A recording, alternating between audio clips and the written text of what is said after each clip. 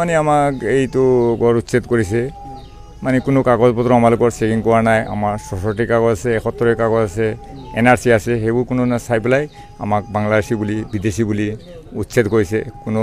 document দেখা নাই আৰু মুছলিম বুলি অন্য আৰু লগত মিচিং গাঁও আছে আৰু অন্য মানুহ আছে অসমীয়া আছে সব মানুহ আছে সিহঁতক কোনো নাচাই পেলাই সিহঁতৰ লগত কোনো ঘৰ ভাঙি নাভাঙি আমি খালি মুছলিম কেইটাৰ ঘৰ ভাঙিছে ক'ত ঘৰ বাৰী নাই তাত কোনো ল'ৰা ছোৱালী লৈ পেলাই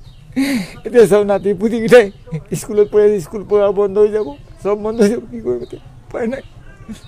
সেইটোৱে জানো ভাই আমি ক'লো আপোনালোকৰ নিশ্চয় ল'লে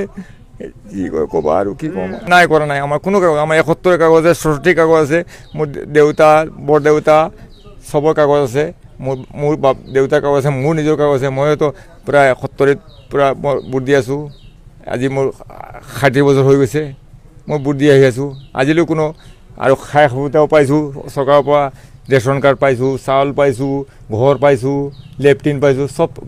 বিজলী বাতিও পাইছোঁ চব পাইছোঁ তাৰপিছতো আমি বিদেশী হৈ গ'লোঁ আমাৰ নাগৰিক বনাই পেলাই আমাক উচ্ছেদ কৰিছে কি কৰিম কাগজটো চাই পেলাই কৰক যদি আমি হয় প্ৰকৃত বাংলাদেশী হয়তো আমাক খেদি দিয়ক মই উঠি যামগৈ বাংলাদেশী নাই পেলাই মিয়া মুছলিম বুলি কৰি আমাক বিদায় দিছে কি কৰিম